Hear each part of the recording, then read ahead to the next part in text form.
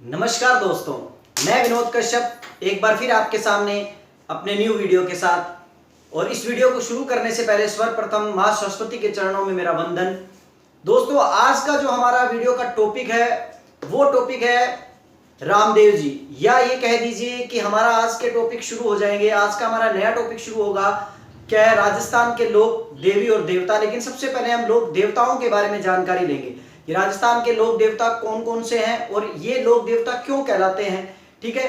दूसरी बात दोस्तों, एक इंपॉर्टेंट बात ये है कि हम लोग ये देखते हैं कि इन लोक देवताओं को राजस्थान के गांव गांव ढाणी ढाणी पूजा जाता है। इनके हमें जगह जगह पर इनके देवरा स्थल थान हमें देखने को मिलते हैं।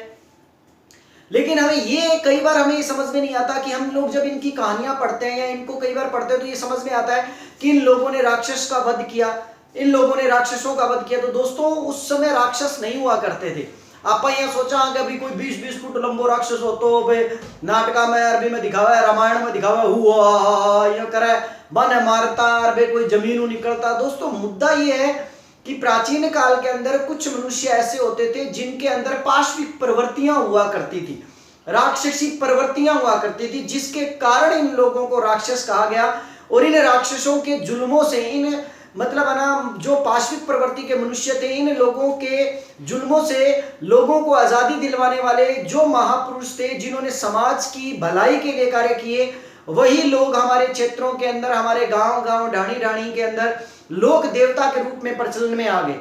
दोस्तों, हम आज लोक देवताओं की बात करें, इसमें सबसे इंपॉर्टेंट बात यह है कि इन लोक देवताओं में सबसे महत्वपूर्ण बात कि इनकी संख्या बहुत अधिक है। लेकिन मुद्दा यह है कि हमारे राजस्थान के अंदर लोक देवताओं में कुल 5 पीर माने जाते हैं।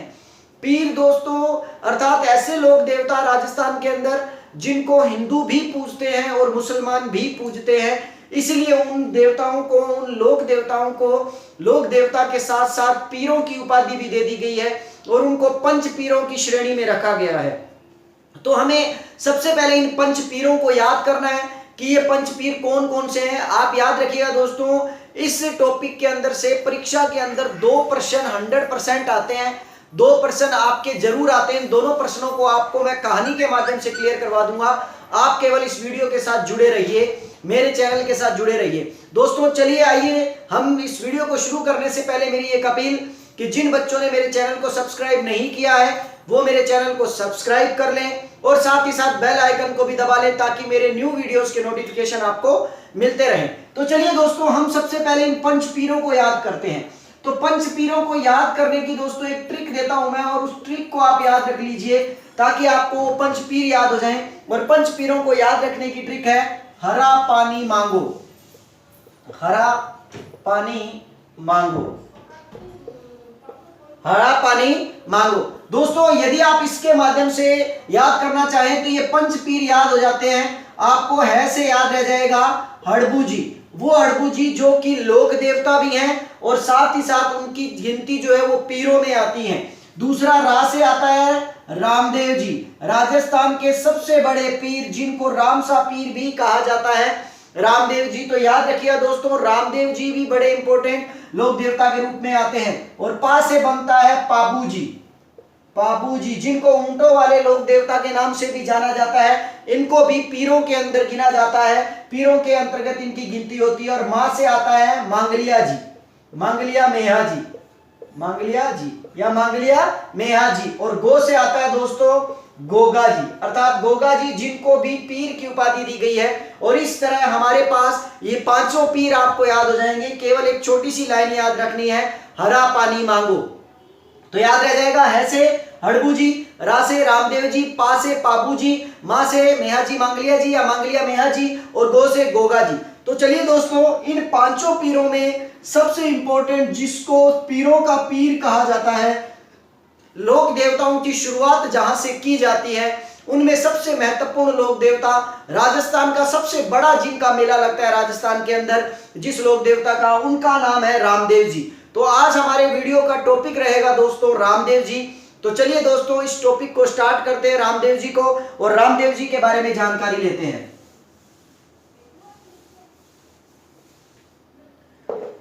दोस्तों, रामदेव जी को पढ़ने से पहले मैं रामदेव जी के बारे में आपको थोड़ा सा जानकारी दे दूं कि रामदेव जी महाराज जो हैं, ठीक है ना, बाबा रामदेव जी जो हैं, ये इनके आगे तमर लगाया जाता है क्योंकि ये एक राजपूत क्षत्रिय परिवार से थे, तमर वंशीय राजपूत थे दोस्तों ये रामदेव जी, और मल्लीनाथ जी के समकालीन थे। ये भी याद रखिएगा दोस्तों, रामदेव जी जो है वो किसके समकालीन थे? मल्लीनाथ जी के समकालीन थे, मल्लीनाथ जी के समकालीन थे, समकालीन थे दोस्तों। रामदेव जी जो हैं, रामदेव जी को अनेक नामों से जाना जाता है, लेकिन हम उनके उन नामों के बारे में चर्चा बाद में करेंगे। पहले हम रामदेव जी के जन्म को लेकर, उनके परिवार को लेकर, उनके गुरु को लेकर बात करते हैं, जिसके बारे में हम जानकारी लेते हैं।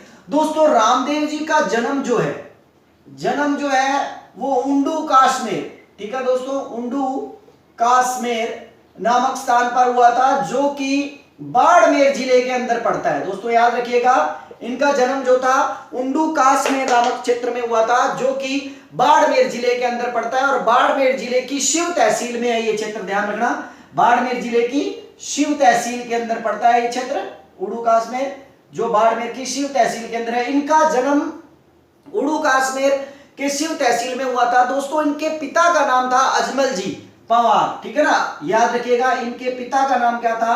अजमल जी या अजमाल जी, और इनकी माता का नाम जो था वो था मैणा दे। ये क्वेश्चन आया हुआ है दोस्तों कि रामदेव जी की माता का क्या नाम था? मैणा दे। तो मैं आपको एक छोटी सी बात बताता हूं दोस्तों, हुआ ये कि मैणा दे के काफी लंबे समय तक कोई पुत्र नहीं हो रहा था, कोई संतान नहीं हो रही थी। तो कहते हैं कि मैणा दे जो थी भगवान श्री कृष्ण की बड़ी मतलब ना क्या थी, आस्था रखती थी, बड़ी उनकी आस्था थी उनके अंदर कृष्ण जी में, तो उनकी पूजा किया करती थी। तो कहते हैं कि भगवान श्री कृष्ण के प्रभाव से ही और भगवान कृष्ण की आराधना और प्रार्थना से ही मैणा दे के 2 पुत्र हुए दोस्तों, ठीक है ना, जिसमें बड़ा पुत्र जो था उसका नाम था वीरम देव, और छोटा पुत्र जो था जिनका नाम था रामदेव। और कहते हैं कि इसीलिए ये भगवान श्री कृष्ण की कृपा से इनके 2 पुत्र हुए थे, इसलिए बड़े पुत्र वीरमदेव को बलराम का अवतार माना गया और रामदेव जी को कृष्ण का अवतार माना गया। इसीलिए इनको कृष्ण अवतार भी कहा जाता है, क्योंकि मैणा दे ने भगवान श्री कृष्ण की भक्ति के माध्यम से ही संतान प्राप्ति की थी। तो दोस्तों याद रखिएगा, रामदेव जी को क्या कहा जाता है? उपनामों में कृष्ण अवतार या कृष्ण के अवतार भी कहा जाता है। आपको दोस्तों एक छोटी सी बात बता दूं कि रामदेव जी जो हैं, रामदेव जी के लिए कहते हैं कि भगवान श्री कृष्ण ने भी रामदेव जी के लिए कहा था, भगवान श्री कृष्ण ने भी कुछ बोला था, वो मैं आपको बताता हूं कि रामदेव जी के बारे में उनके द्वारा, भगवान श्री कृष्ण के द्वारा ये कहा गया था कि बादुड़ारी बीजड़ो, ठीक है ना, क्या बादुड़ारी बीजड़ो जद चांदो करे प्रकाश, तो रामदेव बण आऊसू तू राखी रहे विश्वास। ठीक है दोस्तों, इसका मतलब क्या हुआ कि बादुड़ारी बीजड़ो जद चांदो करे प्रकाश, तो रामदेव बण आऊसू तू राखी रहे विश्वास। ये बात श्री कृष्ण जी ने कही थी, और इसीलिए इनका जन्म जो था, भगवान रामदेव जी का जो जन्म जो था, उनका जन्म जो तिथि जो थी वो भादवा सुदी थी, अर्थात भाद्रपद की शुक्ल, भादवा सुदी, भाद्रपद की शुक्ल द्वितीया को इनका जन्म हुआ था, भाद्रपद की शुक्ल द्वितीया को इनका जन्म हुआ था, जिसको बाबेरी बीज के नाम से जाना जाता है। दोस्तों याद रखिएगा, उसे क्या कहा जाता है? बाबेरी बीज, बाबेरी बीज। इसीलिए इस उक्ति से बिल्कुल स्पष्ट होता है कि रामदेव जी जो थे वो भगवान श्री कृष्ण के क्या थे? अवतार थे। और इसीलिए भगवान श्री कृष्ण ने उस वक्त ये कह दिया था कि मैं रामदेव के अवतार में आऊंगा, और कब आऊंगा?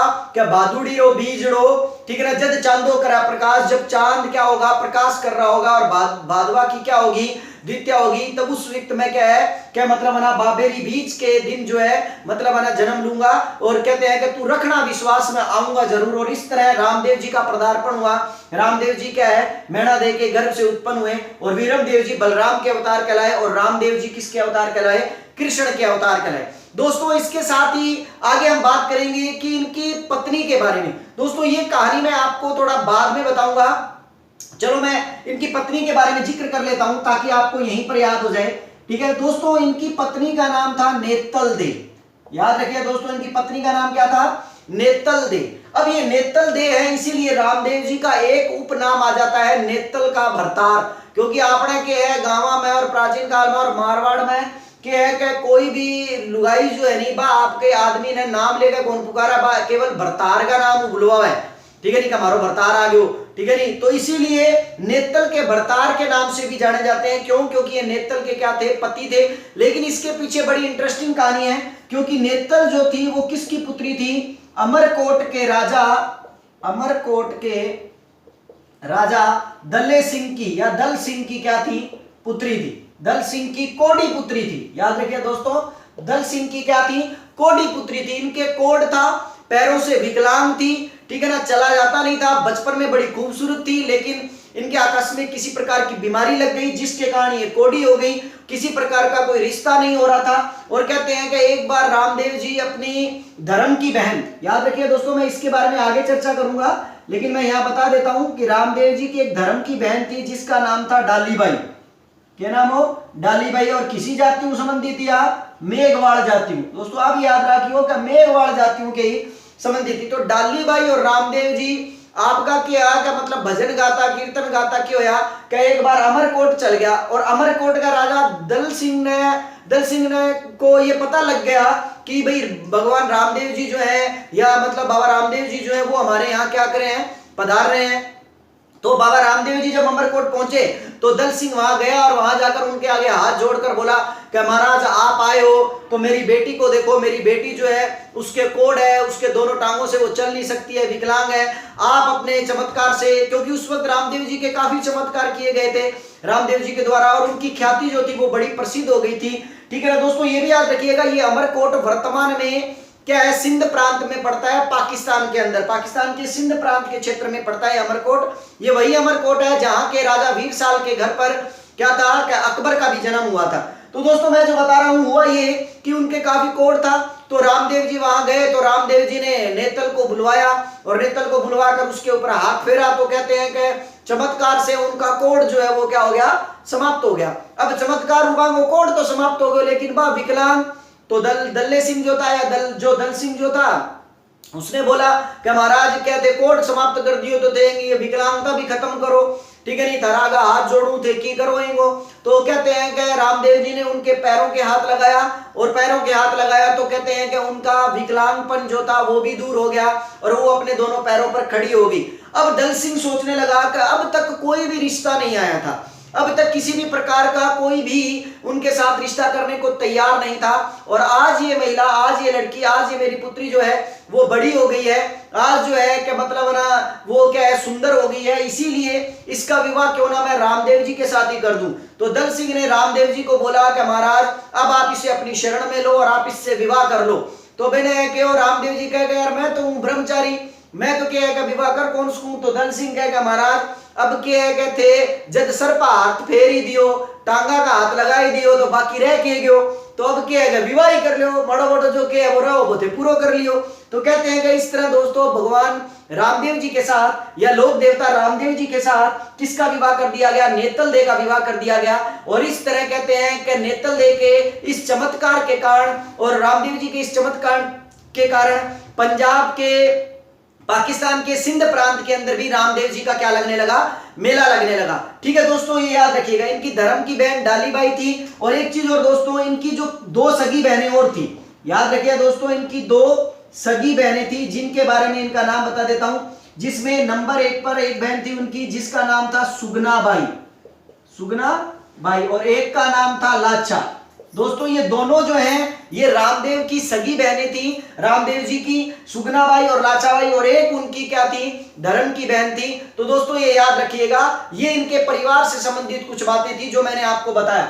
रामदेव जी हमेशा एक घोड़ा रखते थे, रामदेव जी के पास हमेशा एक घोड़ा हुआ करता था जिसको क्या कहा जाता था? नीला, ठीक है ना। तो याद रखिए दोस्तों ये नीला। अब अपने मारवाड़ में अब मन थे दोस्तों, ये कहता होना कैसर इसको किताबों में कई जगह लीला लिखा गया है। तो दोस्तों मारवाड़ में नए को लय बोला जाता था। आपको ध्यान हो तो मारवाड़ के अंदर एक जाति आती है जो कि कपड़ा रंगाई का काम करती है, जिसको नीलगर बोलते हैं, जो कि नील क्या है, क्या मतलब है ना, चुनियों के अंदर कपड़ा रंगाई करने को काम करे। लेकिन अभी ने क्या नीलगर ने बोलकर आज के टाइम में क्या बोला? लीलगर। ठीक है दोस्तों, तो वही रीजन है जिंगा कारण लीला ने क्या बोला है? नीला बोला, और नीला ने क्या बोल दिया? आपा लीला बोल दिया। तो याद रखियो कोई बड़ी बात को नहीं, लेकिन बिना घोड़ा को नाम जो रामदेव जी को बोके हो नीला ही हो, नीला का नाम बोके करे जान तो बुलायो जान तो, नीला का नाम बिन के करे जान तो मतलब ना पुकार करे जान तो, बिना मतलब ना संबोधित करो जान तो, आ ध्यान रखियो दोस्तों। चलो दोस्तों दूसरी बात, अब रामदेव जी की बात कर रहे हैं तो रामदेव जी के इतनी चीजों के बारे में बात करी तो अब कहते हैं कि रामदेव जी के गुरु भी थे, क्योंकि कह रहा है नहीं कि गुरु बिना ज्ञान को नहीं, ठीक है नहीं, और सागई है कह रहा है कि गुरु बिना घोर अंधेरो, ठीक है, तो गुरु बिना घोर अंधेरो, तो रामदेव जी किन्नू उजालो प्राप्त कर लिया भी गुरु बिना, तो ये बात से क्या है कि रामदेव जी का जो गुरु जो थे उन गुरु का नाम था बालीनाथ। याद रखिए दोस्तों, रामदेव जी के गुरु का नाम क्या था? बालीनाथ। और एक चीज और बता दूं दोस्तों, यही बालीनाथ जी हड़बू जी के भी गुरु थे, और हड़बू जी रामदेव जी के मौसी बेटा भाइयों, मौसी बेटो भाइयों दोस्तों, मोसेरो भाइयों, तो याद रखियो हड़बू जी भी रामदेव जी के समकालीन थे,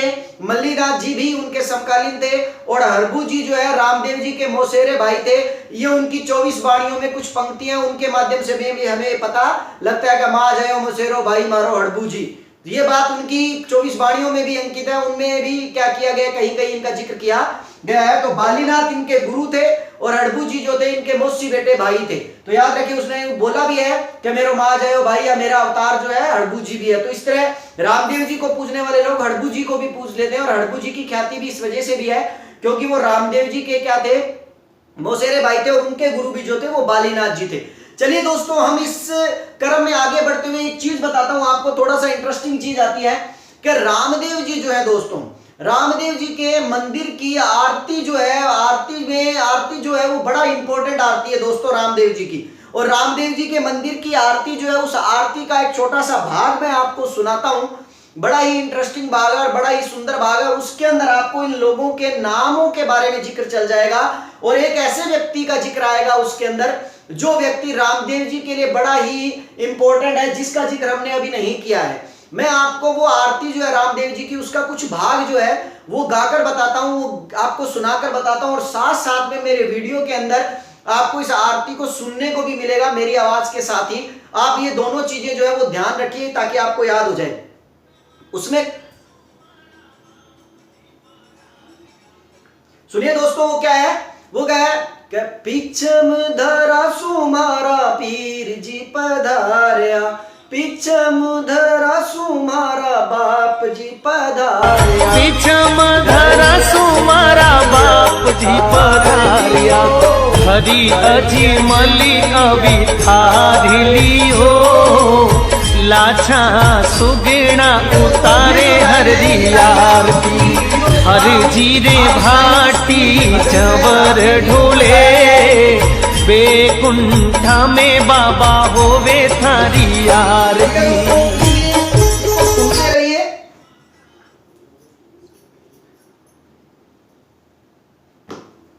ठीक है दोस्तों, ये भजन जो है ये आरती का कुछ हिस्सा है रामदेव जी का, ठीक है ना, जिसके अंदर लाछा बाई का भी नाम आया है, उनकी सगी बहन सुगना बाई का भी नाम आया है, और सबसे बड़ी बात एक लाइन आई है जिसमें यह कहता है कि हर जीरे भाटी चंवर ढूले, हर जीरी भाटी, ठीक है, चंवर ढूले। तो इसका मतलब क्या है दोस्तों, यहां पर एक नाम आता है जिस नाम का जिक्र करता हूं मैं, ये थोड़ा साफ कर देता हूं दोस्तों।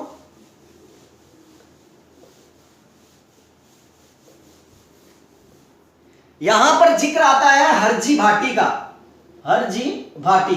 दोस्तों कई बार हमारे पास एक क्वेश्चन आ जाता है कि बताइए कि रामदेव जी से संबंधित निम्न में से कौन कौन से लोग हैं।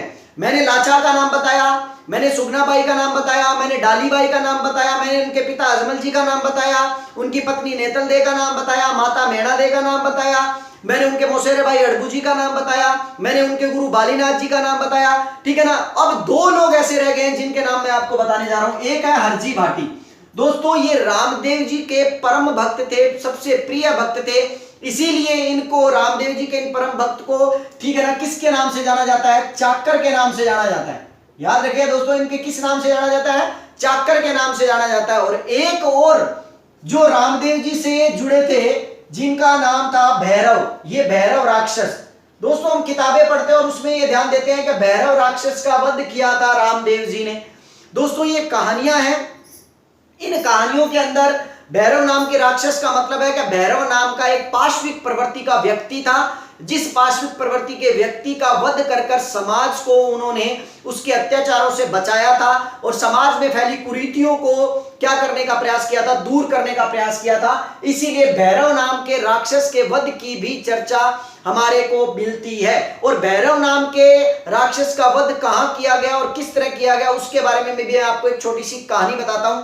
साथ में इन रामदेव जी को क्या कहा जाता है, रामसा पीर कहा जाता है। रामसा पीर अर्थात पीरों का पीर, पीरों का पीर। रामदेव जी को पीरों का पीर कहा गया, रामसा पीर कहा गया। क्यों कहा गया है दोस्तों, मैं आपको इसके पीछे एक कहानी बताता हूं। हुआ ये था कि मक्का से कोई 5 पीर जो थे वो एक बार रामदेव जी के क्षेत्र के अंदर, जहां रामदेव जी का मुख्य मंदिर है, जिस क्षेत्र का नाम है रुणेचा, ये याद रखिएगा। तो एक चीज और याद रखिएगा दोस्तों, रामदेव जी की जो जन्मस्थली है, मैंने आपको बताया जन्मस्थली जो है वो उंडू काश्मीर बाड़मेर के अंदर है। उंडू काश्मीर या उड़ू काश्मीर बोल देते हैं दोस्तों इसको, बाड़मेर के अंदर। लेकिन अगर क्वेश्चन ये आ जाए कि रामदेव जी की कर्मस्थली कौन सी है, तो याद रखिए दोस्तों, रामदेव जी की कर्मस्थली है रुणेचा जैसलमेर। उनकी जन्मस्थली उंडू काश्मीर बाड़मेर है और रामदेव जी की कर्मस्थली जो है वो रुणेचा है, जैसलमेर के अंदर है दोस्तों। ठीक है दोस्तों, अब मैं जो बताने जा रहा था हुआ ये कि इनकी कर्मस्थली के क्षेत्र के अंदर एक बार 5 पीर आए मक्का से। अब जब वो आए तो उन्होंने रामदेव जी के बारे में बड़ा जिक्र सुना हुआ था, उनके चमत्कारों के बारे में बड़ा जिक्र सुना हुआ था। तो कहते हैं वो 5 पीर जो हैं वो रामदेव जी के पास गए तो रामदेव जी ने उनकी बड़ी आओ भगत की और उनको खाना खिलाने के लिए बिठाया। तो उन्हें मक्का के पीरों ने कहा कि भी हम तो अपने पात्र में खाना खाएंगे, जो पात्र हमारे मक्का के अंदर पड़े हैं, यदि वो पात्र हमें मिल जाए, हमारे यहाँ आ जाए, तभी हम खाना खाएंगे। तो रामदेव जी ने कहा कि मैं आप लोगों को भूखा तो नहीं जाने दूंगा, आपके पात्र मक्का में कहां रखे हैं मुझे बता दीजिए। और कहते हैं कि रामदेव जी ने मक्का से वो पात्र जो है वो अपनी चमत्कारिक शक्ति के माध्यम से उन पीरों के सामने लाकर खड़े कर दिए, रख दिए, जिसके कारण पीर जो है वो बड़े ही क्या हुए, आश्चर्यचकित हुए। और इसके साथ ही उन पीरों के बारे में यह भी बोला गया है कि वो पीर रामदेव जी के लिए एक पोटली के अंदर उनका मुंह मीठा करवाने के लिए एक शक्कर लेकर आए थे, जो कि घमंड के रूप में वो आए हुए थे। वो रामदेव जी को कुछ नहीं मानते थे और वो ये कहते थे कि हम मक्का से आए हुए पीर हैं, हम सबसे बड़े पीर हैं। इसीलिए ऐसा कहते हैं कि जब वो लोग खाना खाने के बाद रामदेव जी को उस शक्कर का भोग लगाने के लिए, शक्कर खिलाने के लिए उन्होंने वो पोटली खोली, तो कहते हैं कि उस पोटली के अंदर नमक निकला। अब उनके ये समझ में नहीं आया, उनको लगा कि शायद हम शक्कर के स्थान पर नमक ले आए हैं, इसीलिए वो पोटली लेकर वापिस आ गए। और जो रुणेचा मंदिर का परिसर जो है, जब उस क्षेत्र से वो बाहर आए तो वही नमक बाद में दोबारा है शक्कर में परिवर्तित हो गया। उन 5 पीरों की आंखें खुल गई और वो भाग कर जाकर रामदेव जी के चरणों में गिर गए और चरणों में गिरकर उन्होंने बोला कि हम तो पीर हैं महाराज, लेकिन आप तो पीरों के पीर हो, आप रामसा पीर हो। इसीलिए रामदेव जी को किसके नाम से जाना जाने लगा, रामसा पीर के नाम से जाना जाने लगा। इसीलिए उनको पीरों के पीर के नाम से जाना जाने लगा, जो उनका एक उपनाम है, जिसको एक उपनाम के नाम से जाना जाता है। अब दोस्तों, इन पीरों को रामदेव जी ने जहां चमत्कार दिखाया, दोस्तों ये बड़ी बात है, जहां रामदेव जी ने इन पीरों को चमत्कार दिखाया वो रुणेचा क्षेत्र के अंदर ही पड़ने वाला एक क्षेत्र है, जिसका नाम है पंचपीपली स्थान। याद रखिए दोस्तों, पीरों को जहां पर शुरू में उन्होंने चमत्कार दिखाया था वो स्थान जो था वो पंचपीपली नामक स्थान था। इस पंचपीपली नामक स्थान पर ही एक बावड़ी बनवाई गई है, जिस बावड़ी को परचा बावड़ी के नाम से जाना जाता है। क्योंकि याद रखिए दोस्तों, परचा प्राचीन काल में चमत्कार के रूप में माना जाता है, इसलिए ये परचा बावड़ी उस काल के अंदर पड़ने वाले अकाल और पानी की आवश्यकता के लिए बनाई गई थी, जिसको परचा बावड़ी के नाम से जाना गया है, जिसका निर्माण पंचपीपली नामक स्थान पर किया गया था, जहां पर भैरव नाम के राक्षस का वध भी किया था और साथ ही इन पीरों को उन्होंने क्या दिखाया था, चमत्कार भी दिखाया था। तो याद रखिए दोस्तों, रामदेव जी जो हैं, रामदेव जी ने जब इस तरह चमत्कार दिखा दिया, उनकी ख्याति बड़ी दूर दूर तक फैलने लगी और ख्याति के फैलने के साथ ही रामदेव जी जो है वो बड़े लोगों के अंदर बड़े प्रसिद्ध हो गए। तो उन्होंने देखा कि समाज में कितना भेदभाव है दोस्तों, ठीक है ना, कोई जाति के नाम पर लड़ रहा है, तो कोई धर्म के नाम पर लड़ रहा है, तो कोई मतलब है ना क्या है, ऊंच नीच के नाम पर लड़ रहा है, भेदभाव के नाम पर लड़ रहा है। तो इसीलिए उन्होंने देखा कि यार ये लोग इंसान होकर इंसानों से लड़ रहे हैं, इंसानों के साथ भेदभाव कर रहे हैं। इसीलिए उन्होंने उसी वक्त उड़ू काश्मीर गांव को स्टार्टिंग के अंदर क्या कर दिया था, छोड़ दिया था। और तब वो कहां आए थे, रुणेचा आए थे, और वहां आकर उन लोगों ने उसको अपनी क्या बना ली थी, कर्मस्थली बना ली थी। और यहीं पर रुणेचा स्थल में आकर इन्होंने सबसे पहले यहां पर डालीबाई, जो मेघवाल जाति की जो लड़की थी, उस डालीबाई को अपनी धर्म की बहन बनाया।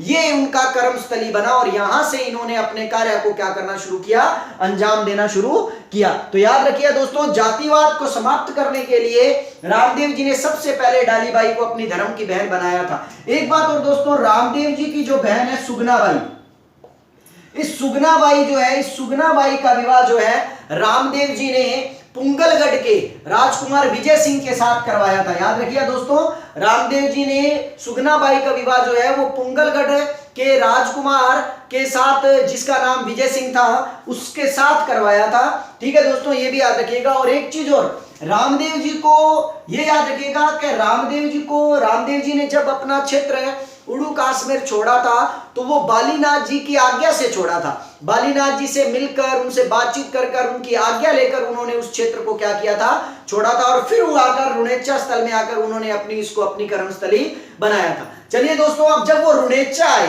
तो रुणेचा के अंदर उन्होंने एक तालाब का निर्माण करवाया। याद रखिए दोस्तों, रुणेचा के अंदर उन्होंने एक तालाब का निर्माण करवाया, जिस तालाब को राम सरोवर की पाल कहा जाता है।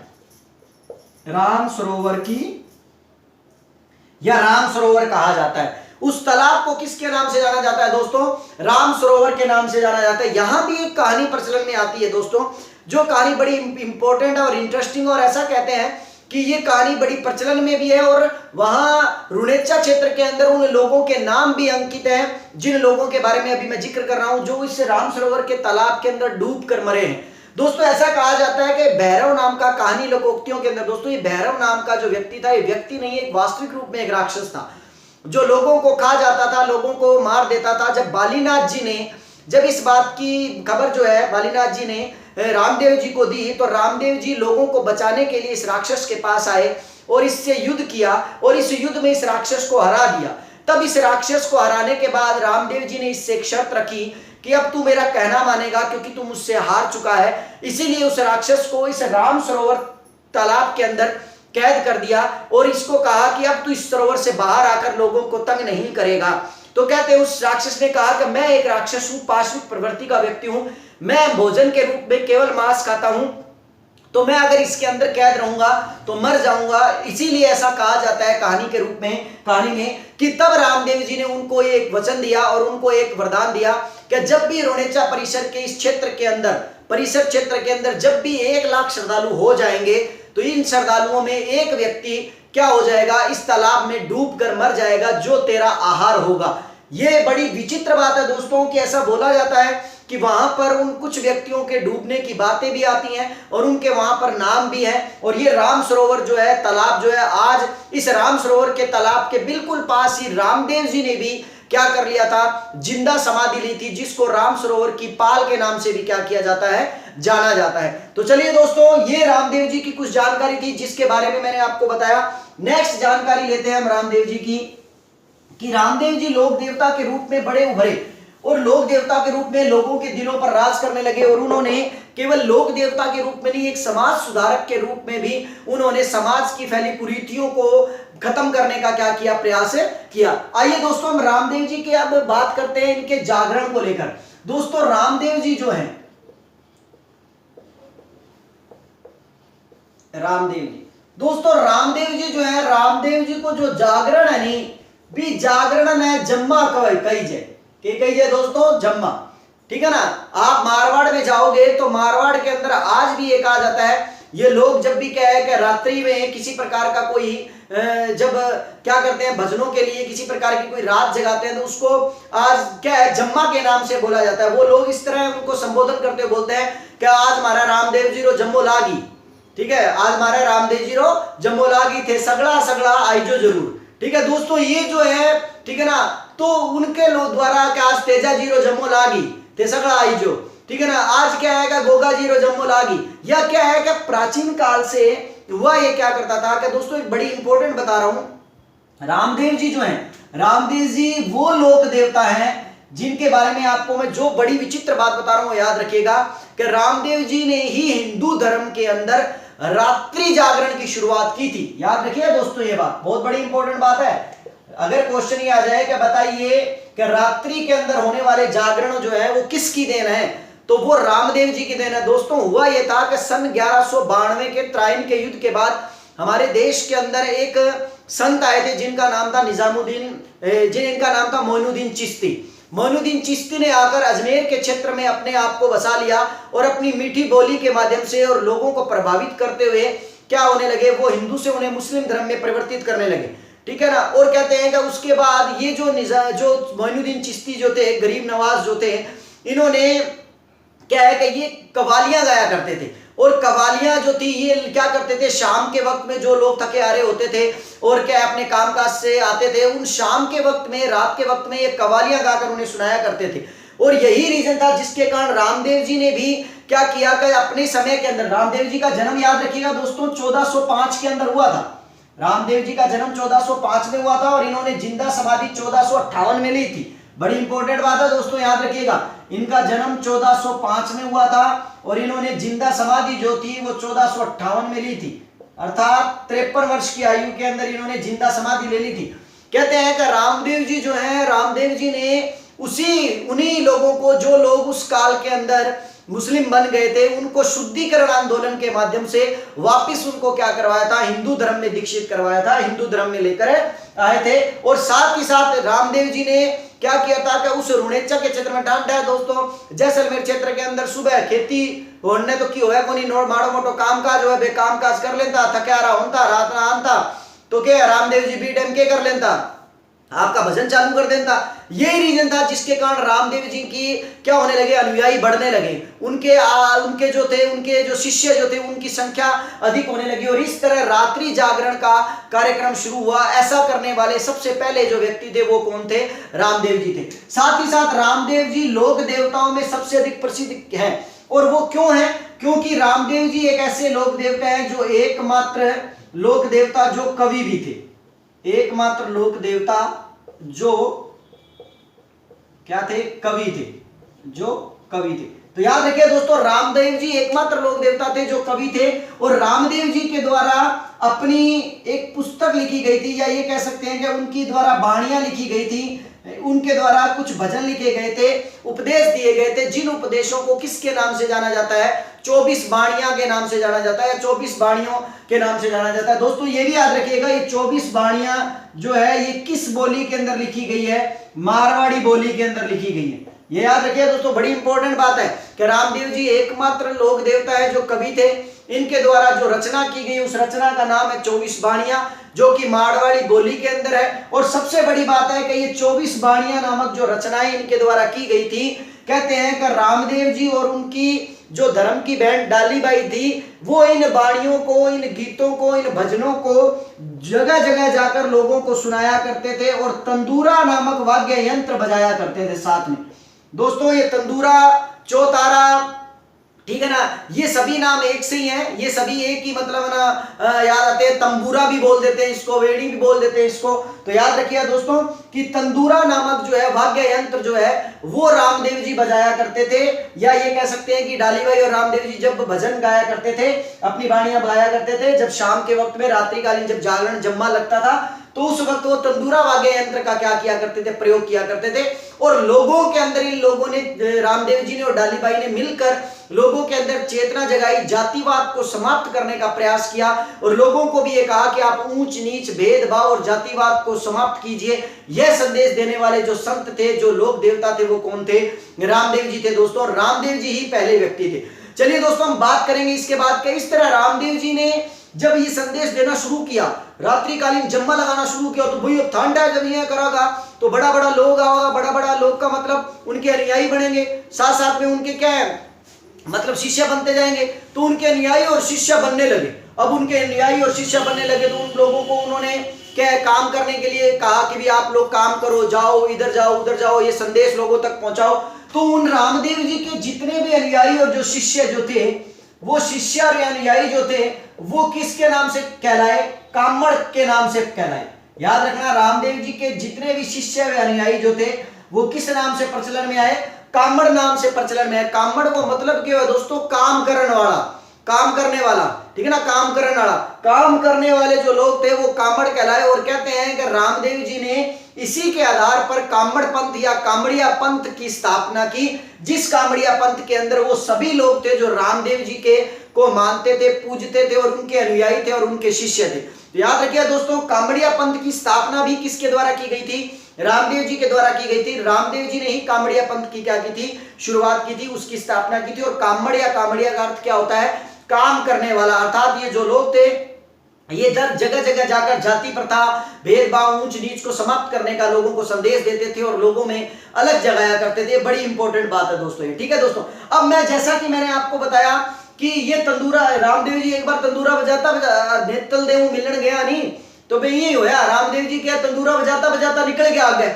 अब जैसलमेर के आगे आप जानती हो क्या पाकिस्तान है, तो तंदूरा बजाते बजाते डाली भाई और रामदेव जी निकल के आ गए सिंध में जा गए और के बटा अमरकोट का राजा दल सिंह सागा मिल गया और फिर बांगे बाद नेतलू मिल गया, बांगे सागा बांगो क्यों हो विवाह हो। इसलिए एकमात्र लोक देवता है जिनका मेला पाकिस्तान के अंदर भी भरता है। याद रखिए दोस्तों, जिनका मेला पाकिस्तान में भरता है। उसका रीजन क्योंकि रामदेव जी पाकिस्तान का के आज जवाई है, ठीक है ना। क्यों? क्योंकि भट्टू छोरी लैड है तो नॉर्मल बन गया, पाकिस्तान का के बन गया, जवाई बन गया, ठीक है नहीं। अर्थात नेतल उनकी क्या थी? पत्नी थी, जिसके कारण क्या था? वो पाकिस्तान या उस क्षेत्र के क्या हो गए? जवाई भी हो गए।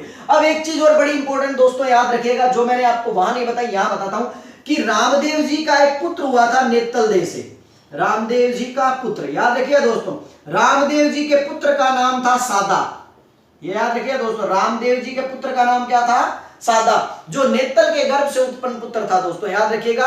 और इसीलिए रामदेव जी का पूरा जो मतलब ना परिवार जो था वो संपूर्ण हो चुका था। और रामदेव जी जो थे जगह जगह जाकर, नेतल भी उनके साथ जा जाकर लोगों के अंदर अलग जगा रही थी। अब यहां पर एक और इंपॉर्टेंट बात दोस्तों, कि रामदेव जी जो है, इंपॉर्टेंट बात ये आती है कि रामदेव जी का मैंने आपको अभी पीछे बताया, इसको थोड़ा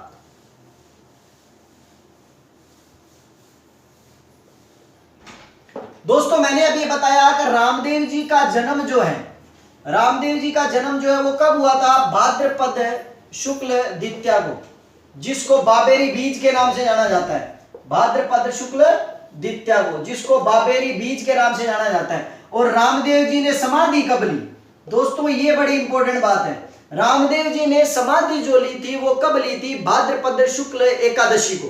ये बड़ी इंपॉर्टेंट बात है दोस्तों, 1458 के अंदर भाद्रपद शुक्ल एकादशी को।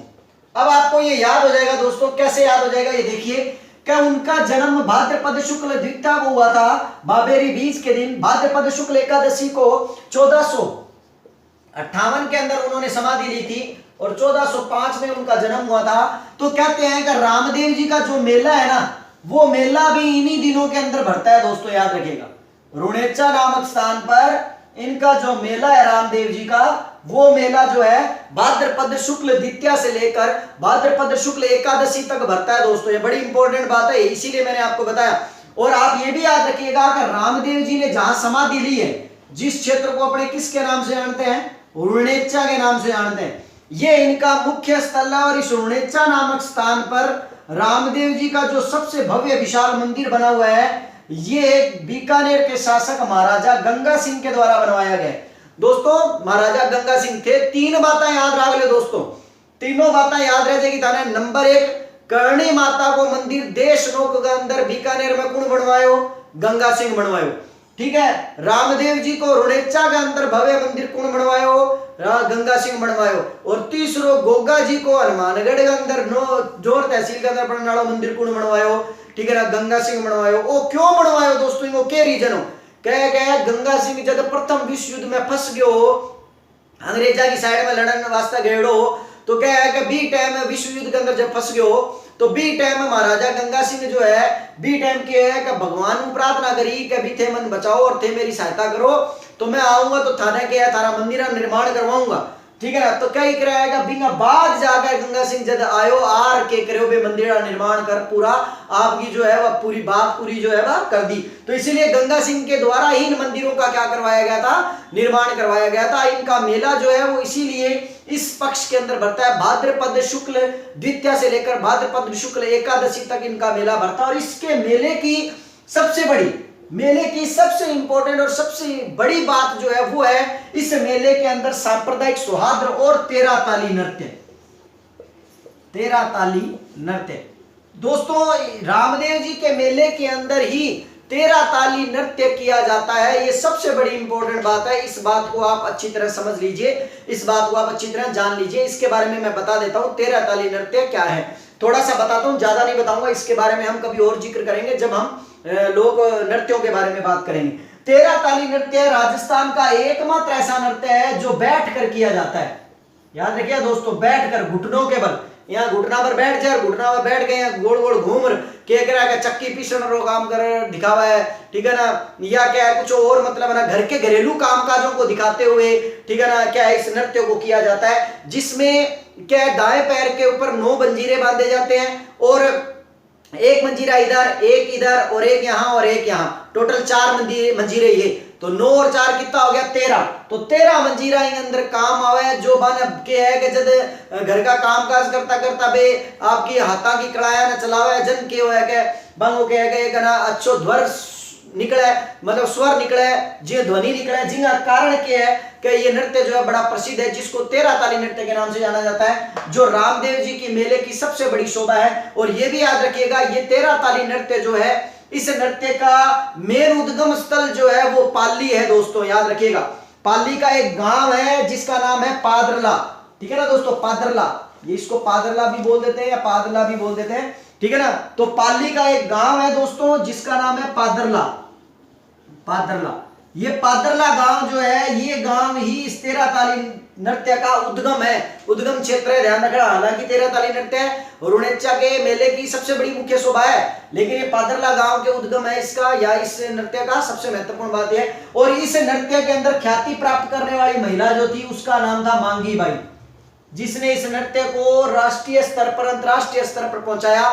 13 ताली नृत्य की प्रसिद्ध नृत्यांगना जो है वो क्या किसको कहा जाता है, मांगी बाई को कहा जाता है। चलो दोस्तों आप ज्यादा जिक्र कौन कराएंगे बारे में, आप आ जाओ वापिस रामदेव जी का बारे में कि रामदेव जी के करो। दोस्तों रामदेव जी का मंदिर जो है, ठीक है दोस्तों, रामदेव जी का जो मंदिर है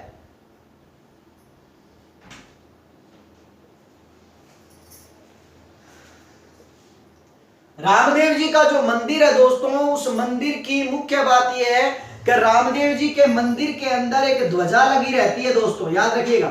जो ध्वजा क्या है, पंच रंगी ध्वजा है या पचरंगी ध्वजा है। लेकिन दोस्तों ये भी याद रखिएगा कि रामदेव जी के कुछ मंदिरों के अंदर सफेद ध्वजा भी लगाई जाती है। लेकिन सबसे इंपॉर्टेंट बात यह है कि क्वेश्चन आए तो उसका आंसर पचरंगी ध्वजा ही होगा जिसमें 5 रंग होते हैं। लेकिन अगर पंचरंगी नहीं आता है तो आप याद रखिएगा उसका उत्तर क्या होगा, सफेद होगा। तो रामदेव जी के मंदिर के अंदर एक ध्वजा लगी रहती है जो पचरंगी होती है, सफेद रंग की भी होती है। इस ध्वजा को क्या कहा जाता है, नेजा। दोस्तों याद रखिएगा इस ध्वजा को क्या कहा जाता है, नेजा। मुख्य बात क्या है दोस्तों, मुख्य बात ये नहीं है कि इसको नेजा कहा जाता है, मुख्य बात ये है कि जितने भी लोक देवता है ना, इन लोक देवताओं की ध्वजा को किसी लकड़ी पर नहीं टांगा जाता है। वो बात अलग है कि आज के प्रचलन में हम ऐसा कर देते हैं, लेकिन इनके मुख्य मंदिरों में जाओगे तो इनकी ध्वजा जो है, इनका नेजा जो है वो एक भाले के अंदर लटकाया जाता है, भाले के एक अंदर लगाकर उसको फहराया जाता है। इसी वजह से इनको क्या कहा जाता है, नेजा कहा जाता है। तो याद रखिएगा रामदेव जी के मंदिर की ध्वजा को किसके नाम से पुकारा जाता है, नेजा, जो कि पंचरंगी होती है। पंचरंगी ध्वजा के नाम क्या है, मतलब है उसका कलर होता है। चलिए दोस्तों नेक्स्ट बात करेंगे हम। रामदेव जी के जब मंदिर में जाते हैं तो मंदिर में जाने के साथ याद रखिएगा कि रामदेव जी के मंदिर में जाने पर हम रामदेव जी की मूर्तियों की पूजा नहीं करते हैं, बल्कि उनकी पूजा के रूप में, प्रतीक चिन्हों के रूप में हम पगलिया की पूजा करते हैं। दोस्तों याद रखें, पगलिया मतलब चरणों के निशान, पैरों के निशान, पगलिया, ठीक है ना। पगलिया दोस्तों दांडा है कि पगलिया प्राचीन काल में आपने क्या है कि पीछे का टाइम के अंदर घर के अंदर भी टॉयलेट में पगलिया बने रहता, पैरा निशान होता। ये वास्ते बाद में मैंने बंद किया गया कि वो क्या हो तो के अगर मतलब है ना बांगो निशान है, तो इसलिए उनको बंद किया गया। आपने देखा होगा गौर से। और इसीलिए क्या है कि ये सिस्टम जो है बैठने वाली टॉयलेट हुआ करती थी उसमें भी ये होते थे, वो बंद कर दिए गए थे। तो याद रखिएगा रामदेव जी के का मुख्य प्रतीक चिन्ह जो है वो किसके नाम से जाना जाता है? पगलिया के नाम से जाना जाता है। उनकी पूजा जो होती है वो पगलियों की पूजा होती है। उनके मतलब है ना जब आप मंदिर में जाते हो तो पगलियों के नाम से उनकी पूजा की जाती है। राम जी का घोड़ा मैंने बता ही दिया। रामदेव जी का घोड़ा जो है वो किस नाम से जाना जाता है? नीला के नाम से जाना जाता है, जो कि क्या है कि मतलब जिसको नीला घोड़ा कहते हैं कि नीलो घोड़ो नवल रो और मोतिया जड़ी लगाम, नीलो घोड़ो नवल रो और मोतिया जड़ी लगाम। आपको पता है आपने जब छोटे होते थे तब भी अपने कई बार मतलब ना घोड़े की डिमांड भी करते थे, ठीक है ना, तो ये याद रखना। तो ध्यान रखना दोस्तों, इनका घोड़ा नीला था। अब रामदेव जी की एक और बड़ी बात दोस्तों कि रामदेव जी के जो गीत हैं, गीतों को रामदेव जी के जो गीत गाए जाते हैं, भजन गाए जाते हैं, उन गीतों को ब्यावला कहते हैं दोस्तों, याद रखिएगा। उन गीतों को किसके नाम से जाना जाता है? ब्यावला के नाम से जाना जाता है। और ब्यावला जो गीत है रामदेव जी के, ये केवल और केवल दो ही जाति गाती है, एक तो मेघवाड़, एक कामड़, जो मैंने बताया कामड़िया पंथ की स्थापना की थी रामदेव जी। तो याद रखिएगा दोस्तों कि रामदेव जी के ब्यावला नामक जो गीत हैं उनको केवल मेघवाल जाति के लोग और कामड़ जाति के लोग ही मतलब गाते हैं। और एक चीज और, अगर क्वेश्चन ही आ जाए कि बताइए कि लोक देवताओं में सबसे लंबा गीत किसका है, तो सबसे लंबा गीत किसका है? रामदेव जी का है। क्वेश्चन ही आ जाए कि लोक देवताओं में सबसे लंबा गीत किसका है, तो रामदेव जी का। लेकिन अगर क्वेश्चन ही आ जाए कि लोक देवी देवताओं में सबसे लंबा गीत किसका है, तो यहां पर देवी भी शब्द जुड़ गया है, इसीलिए याद रखिएगा कि जीर्ण माता का गीत जो है वो सबसे लंबा है, जिसको चिरजा के नाम से जाना जाता है। तो इसलिए याद रखिएगा कि लोक देवताओं में सबसे लंबा गीत रामदेव जी का, लोक देवियों में सबसे लंबा गीत किसका? जीर्ण माता का। और लोक देवी देवताओं में सबसे लंबा गीत किसका? जीर्ण माता का। तो याद रखिए दोस्तों, रामदेव जी का लोक देवताओं में सबसे लंबा गीत माना जाता है, सबसे लंबा गीत गाया जाता है। और जब ये ब्याह वाले गाए जाते हैं, गीत गाए जाते हैं, तो इन ब्याह वाले गीतों के साथ कामड़ जाति के या मेघवाल जाति के जो लोग हैं वो क्या करते हैं कि साथ में एक क्या करते हैं कि एक वाद्य यंत्र बजाते हैं दोस्तों, जिस वाद्य यंत्र को तंबूरा या तंदूरा कहा जाता है। जैसा कि मैंने आपको पहले भी बताया, जो रामदेव जी डालीबाई के साथ क्या किया करते थे? बजाया करते थे। तो तंदूरा या क्या है? तंबूरा भी गाया जाता है। और तंदूरा या तंबूरा वाद्य यंत्र का सबसे प्रसिद्ध कलाकार कौन है? प्रहलाद सिंह टिपाणिया। याद रखिएगा, तंदूरा या तंबूरा जो वाद्य यंत्र है उसका सबसे प्रसिद्ध कलाकार जो है वो है प्रहलाद सिंह टिपाणिया। ठीक है दोस्तों, चलिए नेक्स्ट बात करेंगे हम रामदेव जी के। अभी बहुत मतलब है ना इनकी बातें पढ़ी है और इंपॉर्टेंट बातें पढ़ी है रामदेव जी की, तो बातें करते हुए आगे बात करेंगे रामदेव जी के बारे में।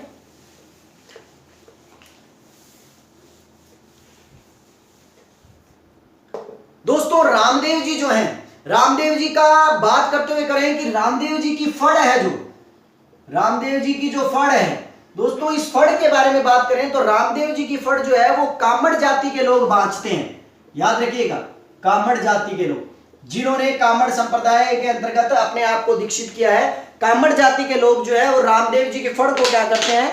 बांचते हैं। लेकिन इंपॉर्टेंट बात यह है कि रामदेव जी की फड़ जो कामड़ जाति के लोग बांचते हैं ना, इस फड़ को बांचते समय ये रावण हत्ता वाद्य यंत्र का प्रयोग करते हैं दोस्तों। ये याद रखिएगा, किसका प्रयोग करते हैं? रावण हत्ता वाद्य यंत्र का प्रयोग करते हैं। थाने एक थोड़ी सी बात बताऊं, सुनी लागे तो वीडियो ने लाइक और शेयर जरूर करियो थे, ताकि सारा बच्चा इसी चीज के हो सके, समझ सके थोड़ी, ठीक है ना। तो थाना क्या है कि मतलब ना ये चीज ना थोड़ो अच्छी तरह समझ सको थे, ठीक है दोस्तों। तो चलो मैं थाना बताऊं, रावण हत्ता वाद्य यंत्र जो है, वाद्य यंत्र जो है उसके बारे में बता रहा हूं, सुनो थाना बता दूं कि नारियल को बांस से जोड़ दे, नारियल को बांस से जोड़ दे तो साज हो जाए, नारियल को बांस से जोड़ दे तो साज हो जाए, मूंछों संग साफे में शाही अंदाज हो जाए, मूंछों संग साफे में शाही अंदाज हो जाए, ठीक है। और क्या तारीफ करूं मेरे राजस्थान की, और क्या तारीफ करूं मेरे राजस्थान की, लगे जो पत्थर मेरे मकराना का तो मकबरा भी शाही ताज हो जाए, तो मकबरा भी शाही ताज हो जाए। दोस्तों सुनी लागे तो नोट कर लियो, सागा सागा के है, शेयर भी जरूर करियो। थान दोबारा बताऊं, दोबारा सुनाऊं, थान सुनी लागी तो मैं थान दोबारा एक और बता दूं ताकि लिखने में थाने दिक्कत ना हो है क्या नारियल को बांस से जोड़ दो, नारियल को बांस से जोड़ दे तो साज हो जाए, मूछो संग साफे में शाही अंदाज हो जाए। और क्या तारीफ करूं मेरे राजस्थान की दोस्तों, पत्थर लगे अगर पत्थर मेरा मकराना का, अगर लगे जो पत्थर मेरा मकराना का, तो मकबरा भी शाही ताज हो जाए, तो मकबरा भी शाही ताज हो जाए। दोस्तों तो याद रखिए, और रावण हत्या को याद रखने की ये लाइन बड़ी इंपॉर्टेंट है, इस लाइन को याद रख लो तो याद हो जाएगा कि नारियल को बांस से जोड़ दे तो साज हो जाए। रावण हत्या का जो इस्तेमाल है, आपको पता है रावण हत्या को जो बनाया जाता है वो नारियल की मतलब ना उस कटोरी से बनाया जाता है, जो एक बांस के साथ जोड़ करके है उसका इस्तेमाल किया जाता है। तो इन्हें याद रखने को तरीको है, एक बात है जिन आप तरीकों के कर्स का याद है कर्स का। अब बात आती है, देखो दोस्तों, रामदेव जी का पुजारी, मंदिर का पुजारी। दोस्तों रामदेव जी के मंदिर का पुजारी जो है वो कौन होता है, ठीक है ना। यहां पर बड़ी इंपॉर्टेंट और अलग अलग बात है दोस्तों। अगर हम बात करें कि रामदेव जी के मंदिर का पुजारी कौन होता है, तो परंपरागत तरीके से बात करें तो याद रखिएगा मेघवाल जाति का ही व्यक्ति जो है रामदेव जी के मंदिर का क्या होता है, पुजारी होता है, ठीक है ना। लेकिन अब जो आप किताबें देख रहे हो, उन किताबों में आपको कुछ जो है उनमें ये कह देती हैं कि भाई क्या है कि तंवर वंशीय राजपूत, तंवर राजपूत जो होते हैं वो रामदेव जी के मंदिर के क्या होते हैं, क्या पुजारी होते हैं। दोस्तों प्राचीन काल में परंपरागत तरीके से यदि कोई व्यक्ति थे पुजारी, तो वो मेघवाल जाति के ही व्यक्तियों को माना जाता है। लेकिन वर्तमान में कुछ तंवर राजपूत जो हैं वो इनके मंदिर के अंदर क्या है, मंदिर के पुजारी बन गए हैं। इसीलिए याद रखो कि इनके मेघवाल जाति के जो पुजारी हैं या मेघवाल जाति के जो व्यक्ति हैं, उन लोगों को किसके नाम से जाना जाता है, रीखिया नाम से। भक्तों को और पुजारियों को किसके नाम से जाना जाता है, रीखिया के नाम से पुकारा जाता है। तो इसलिए याद रखिएगा रामदेव जी के मंदिर के पुजारी परंपरागत तरीके से तो प्राचीन काल से चलते आ रहे तरीकों से तो हम मेघवाल जाति के ही मानते हैं, लेकिन वर्तमान में तंवर राजपूत जो हैं वो भी इनकी क्या करते हैं, पूजा अर्चना करते हैं और इन मंदिर के पुजारी बन गए हैं। इसलिए तो भक्त रामदेव जी। और दूसरा कि इनके मंदिर में जब हम जाते हैं तो इनके मंदिर की मुख्य बात यह है कि इनकी मंदिर के अंदर कपड़े के घोड़े चढ़ाए जाते हैं, कपड़े के घोड़े, कपड़ा का घोड़ा चढ़ाया जाए दोस्तों, ठीक है नहीं, कपड़ा का घोड़ा। क्या दर्जी डाने परचो दीनो, दर्जी डाने परचो दीनो बाबा, रे कपड़ा रो घोड़ो उड़ायो बाबा, ठीक है दोस्तों। मतलब कहने का अर्थ ये है कि एक बार लोग कहानियों में कहानी आती है कि एक बार एक दर्जी को चमत्कार दिखाया था रामदेव बाबा जी ने, तो तब से क्या है क्या मतलब ना क्या दर्जी डाने परचो दीनो बाबा, रे कपड़ा रो घोड़ो उठायो उड़ायो बाबा। तो मतलब क्या है कि उन्होंने कपड़े का घोड़ा भी उड़ा के दिखा दिया था।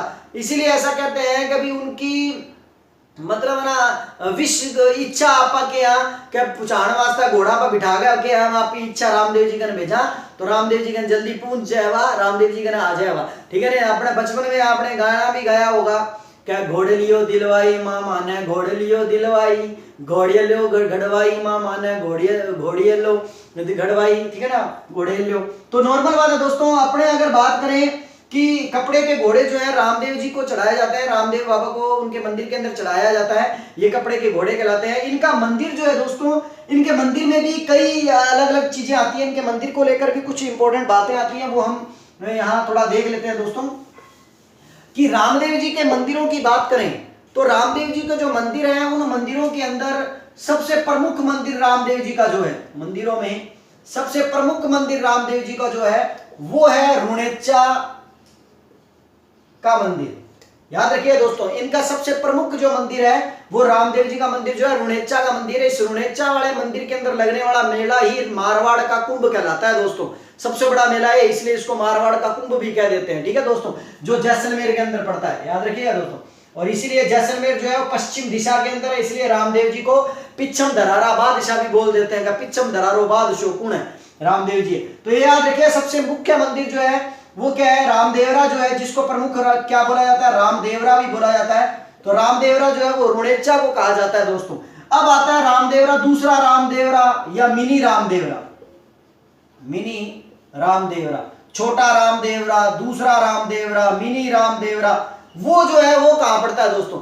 छोटा रामदेवरा, मिनी रामदेवरा, ये सब नामों से जाने जाने वाला जो मंदिर है वो खुंडियावास नागौर का है दोस्तों। हालांकि वो खुंडियावास क्षेत्र जो है दोस्तों नागौर अजमेर की सीमा पर ही है, लेकिन आपा इन्हें के करांगा खुंडियावास ने कि मैं रखांगा नागौर में रखांगा, क्योंकि अधिकतर भाग जो है इसका वो कहां पड़ता है, नागौर के अंदर ही पड़ता है दोस्तों, ये याद रखिएगा।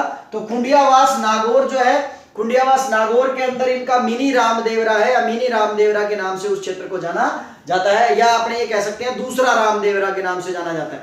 अब अगर ये क्वेश्चन ये आता है कि एक और आता है कि छोटा रामदेवरा कौन सा है, मिनी रामदेवरा, दूसरा रामदेवरा तो हो गया भाई, अब ये छोटा रामदेवरा कौन सा हो गया भाई। छोटा रामदेवरा दोस्तों राजस्थान से बाहर है, गुजरात के अंदर एक क्षेत्र है जिसका नाम है जूनागढ़। जूनागढ़ के अंदर एक मंदिर है जिस मंदिर को छोटा रामदेवरा के नाम से जाना जाता है, ठीक है दोस्तों। तो ये याद रखिएगा, गुजरात क्षेत्र के अंदर पड़ा करता है। लेकिन अब क्वेश्चन आ जाए अपना क्षेत्र को, जिन्हें कहा कि शेखावटी का रामदेवरा कौन सा है, शेखावटी का रामदेवरा। तो दोस्तों याद रखिएगा, शेखावटी का रामदेवरा नवलगढ़ झुंझुनू के अंदर है, नवलगढ़ के अंदर है, कहां है, झुंझुनू के अंदर। नवलगढ़ झुंझुनू के अंदर जो मंदिर पड़ता है उसको दोस्तों छोटा रामदेवरा के नाम से क्या किया जाता है, जाना जाता है। उसको छोटा रामदेवरा के नाम से क्या किया गया है, मतलब बुलाया जाता है, या उस प्रसिद्धि प्राप्त हुई है। उसके बाद रामदेव जी के कुछ और इंपॉर्टेंट मंदिर है, जिसमें एक मंदिर आता है बिरांगटिया, बिरांगटिया, बिरांगटिया मंदिर। ये जो बिरांगटिया मंदिर जो है राजस्थान के अंदर पड़ता है दोस्तों, ये बिरांगटिया गांव के अंदर पड़ता है। ये मंदिर जो है, ये बिरांगटिया गांव वाला जो मंदिर है, जो रामदेव जी का सबसे इंपॉर्टेंट मंदिर है, ये दोस्तों किस जिले के अंदर पड़ता है, पाली। अब यहां पर आपको ये याद रखनी है दोस्तों, जो मैं आपको सबसे इंपॉर्टेंट चीज बता रहा हूं। आप गाइडों में या कहीं कहीं चीजों में कई बार हम देखते हैं और हम पजल हो जाते हैं कि ये पाली नहीं लिखा हुआ है, वहां पर लिखा हुआ है अजमेर। तो याद रखिएगा दोस्तों, अजमेर में नहीं पड़ता है, ये बिरांगटिया गांव जो है, बिरांगटिया पाली वाला जो मंदिर है वो पाली के अंदर है। और रामदेव जी का एक और इंपॉर्टेंट, सबसे इंपॉर्टेंट मंदिर है जिसका नाम है सुरताखेड़ा के अंदर, सुरताखेड़ा में। और सुरताखेड़ा जो है वो कहां पड़ता है दोस्तों, चित्तौड़ में, चित्तौड़गढ़ में। तो ये रामदेव जी के कुछ मंदिर हैं जो बड़े इंपॉर्टेंट मंदिर हैं, चित्तौड़ के अंदर आते हैं। दोस्तों रामदेव जी की बात करते हुए हम एक व्यक्ति को भूल गए हैं जिसका नाम है लक्खी बंजारा, ठीक है दोस्तों, लक्खी बंजारा। कई बार ये क्वेश्चन आया हुआ है कि बताइए निम्न में से रामदेव जी का संबंध किन लोगों से है, तो उसमें एक लक्खी बंजारे का भी नाम आता है। देखो दोस्तों, लक्खी बंजारे का नाम जो है सुनने को हमें मिलता है रामदेव जी की लोक कथाओं के अंदर। ये लक्खी बंजारा जो है रामदेव जी की लोक कथाओं में इसका नाम सुनने को मिलता है। और ऐसा कहा जाता है कि इसके पास ये क्या था कि माल ढोने के लिए 1 लाख बैलों का बहुत बड़ा जो था झुंड था, समूह था, कारवां था। याद रखिए दोस्तों, इस लक्खी बंजारे के पास उन लोक कथाओं में कहा जाता है कि 1 लाख बैलों का झुंड, समूह था, कारवां था, ठीक है ना। और ऐसा भी बोला जाता है, गीतों में एक लाइन आती है जो लाइन मैं आपको बोलकर बताता हूं, क्या लक्खी बंजारा है माने ले चालो मारवाड़, लक्खी बंजारा है माने ले चालो मारवाड़। मतलब ये लक्खी बंजारा उन बैलों पर सब श्रद्धालुओं को, सब लोगों को लेकर कहां आया करता था, रामदेव जी के मुख्य मंदिर रुणेचा में आया करता था। इसीलिए हम इस मंदिर को लक्खी बंजारे से भी जोड़ लेते हैं, उनका संबंध लक्खी बंजारे से भी कर लेते हैं। दोस्तों रामदेव जी जो हैं वो मतलब मूर्ति पूजा के बहुत बड़े विरोधी थे, वो मूर्ति पूजा के लिए विरोध करते थे। वो ये कहते थे, उन्होंने एक बार ये कहा भी था क्या, पूजन पत्थर, ठीक है ना, पूजत पत्थर उमर सब गए कोई, पूजत पत्थर उमर सब कोई, सुपड़े अकल नहीं आई, ठीक है ना। मतलब पूछते पूछते क्या है कि उम्र खो दी आपने पत्थरों को, और तब भी आप लोगों को क्या नहीं, अकल नहीं आई। ये रामदेव जी का कहना था, अर्थात वो मूर्ति पूजा के विरोधी थे। और इसीलिए रामदेव जी ने सबसे पहले राजस्थान के अंदर क्या थी, समाज सुधारक के रूप में अपनी भूमिका को अदा किया था। रामदेव जी की मुख्य बात और आती है कि रामदेव जी के जितने भी वंशज हैं जो उनको फॉलो करते हैं, कामड़ पंथ के लोग हैं, ये सभी लोग व्यक्ति की मृत्यु होने पर उनको जलाते नहीं है बल्कि उनको दफनाते हैं। और शायद यही रीजन है जिसके कारण रामदेव जी को क्या है कि मुस्लिम लोग भी पूजते हैं और उनको पीर के रूप में पूजा जाता है, और उनको राम सा पीर भी कहा जाता है, पीरों का पीर भी कहा जाता है। इसीलिए आईदान सिंह भाटी नाम के एक कवि हुए हैं, आईदान सिंह भाटी, आईदान सिंह भाटी कवि हुए हैं। उन्होंने, आईदान सिंह भाटी नाम के कवि ने एक किताब लिखी है रामदेव जी के ऊपर जिसका नाम है बाबा राम सा पीर, ठीक है ना। बाबा राम सा पीर नामक ग्रंथ जो है वो आईदान सिंह भाटी का लिखा हुआ है रामदेव जी के ऊपर। दोस्तों रामदेव जी का वीडियो मैंने आपको बताया, आशा करता हूं ये वीडियो आपको अच्छा लगा होगा और नेक्स्ट वीडियो से जुड़ने के लिए आप बने रहिए मेरे साथ, ठीक है ना, और चैनल के साथ जुड़ जाइए। ऐसे ही मैं आपको लोक कथाओं के माध्यम से इन सब लोक देवताओं को समझा दूंगा। और अगर ये वीडियो अच्छा लगे तो आप इसको शेयर जरूर कीजिए और चैनल को क्या कर लीजिए, सब्सक्राइब कर लीजिए। मिलते हैं दोस्तों नेक्स्ट वीडियो में, धन्यवाद।